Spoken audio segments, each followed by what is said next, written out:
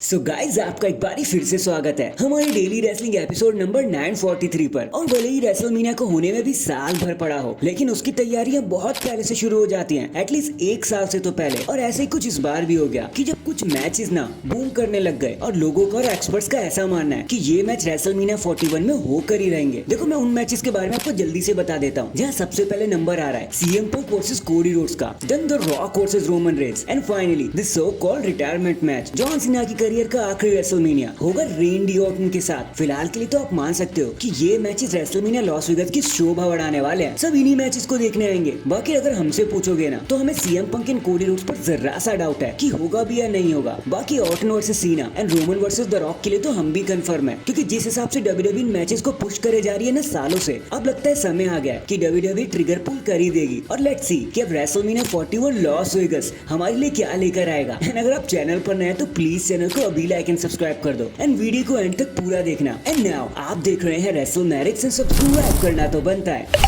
Well guys, the greatest commentator from Monday Night Raw, PAT McAfee अब WWE को अलविदा कह चुके हैं। लास्ट मंडे नाइट जो था ना, वो उनकी लाइफ का आखिरी मंडे नाइट रॉ था। इसके बाद वो कुछ महीनों के लिए दिखाई नहीं देंगे, गायब हो जाएंगे। एंड द रीजन तो खुद पैट मैकेफी ने खुद ही बता दिया है कि ESPN कॉलेज गेम्स इसी हफ्ते से शुरू होने वाले हैं, जहाँ पे पैट मैकेफी को अपनी ड्यूटी देनी है, इसलिए वो मंडे नाइट रॉ पर शो अप नहीं कर पाएंगे। लेकिन डू नॉट वरी, खुशी की बात तो ये है कि जब मंडे नाइट रॉ नेटफ्लिक्स पर चला जाएगा जनवरी 2025 में, तब वो पहले ही दिन से वापस आ जाएंगे। पैट मैकेफी वापस आ जाएंगे एंड मंडे नाइट की कमान संभाल लेंगे माइकल कोल के साथ। सो ये गुड बाय हमेशा के लिए नहीं था, लेकिन 2-4 महीने के लिए जरूर है। तो पैट मैकेफी जल्दी वापस आना।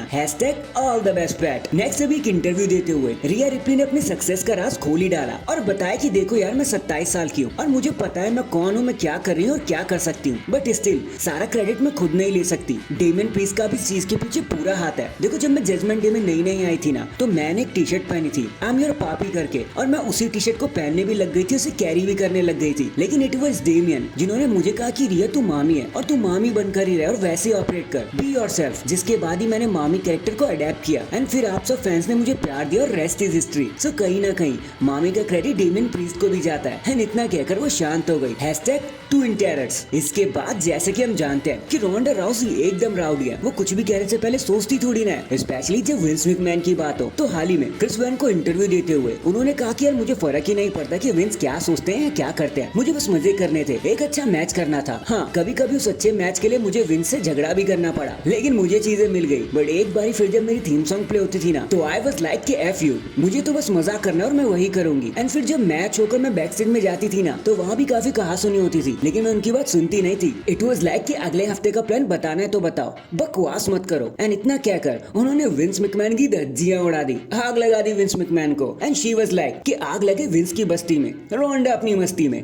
#bullseye, baddest woman on the planet. In the end guys, अगर अच्छे से बैश इन बर्लिन के बारे में सोच लिया जाए ना, तो यार पहले आप इस मैच कार्ड पे नजर मार लो। तो देखो अभी तक जो अनाउंस हुआ है वो है which is team Rhea versus team Morgan, Cody Rhodes versus Kevin Owens for the undisputed championship, Gunther versus Randy Orton for the world heavyweight championship, and CM Punk versus Drew McIntyre. एक strap match. I mean आपको नहीं लगता कि ये event summer slam से भी बड़ा हो गया है? नॉर्मली जब डब्ल्यूडब्ल्यू आउट ऑफ अमेरिका कोई शो करती है, मतलब अपनी टेरिटरी के बाहर जाती है, तो इतनी बड़ी क्वालिटी के मैचेस बुक नहीं करती। हाल फिलहाल में इधर उधर एक बड़ा मैच तो कर देती है, लेकिन इसी हिसाब का बड़ा मैच नहीं करती। बट यहाँ तो डब्ल्यूडब्ल्यू ने पूरा का पूरा मैच कार्ड स्टैक करके रखा हुआ है। एंड हाँ, अभी तो 3 मैचेस और भी ऐड होने बाकी हैं। कुल 7 मैचेस करवाती है ना डब्ल्यूडब्ल्यू। बाकी यहाँ अगर कुछ अमेजिंग होने की उम्मीद है ना, तो ड्रू वर्सेस सीएम पंक का स्ट्रैप मैच आप जरूर देखना। हो सकता है ये मैच पूरे शो को ही चुरा कर ले जाए, because sometimes it's not about the rivalry, sometimes it's all about the grudges. Well let's see अब ये शो हमारे लिए क्या कुछ लेकर आएगा। So that is it guys, अभी के लिए तो बस इतना ही। आप मुझे बताना आप किस मैच को देखने के लिए ज्यादा एक्साइटेड हो बैश इन बर्लिन, कमेंट करके जरूर बताना। एंड अगर चैनल पर नए हैं तो चैनल को अभी लाइक एंड सब्सक्राइब कर दो। बाकी मैं मिलता हूँ आपसे किसी और अपडेट के साथ, तब तक के लिए अपना ख्याल रखें और खुश रहें।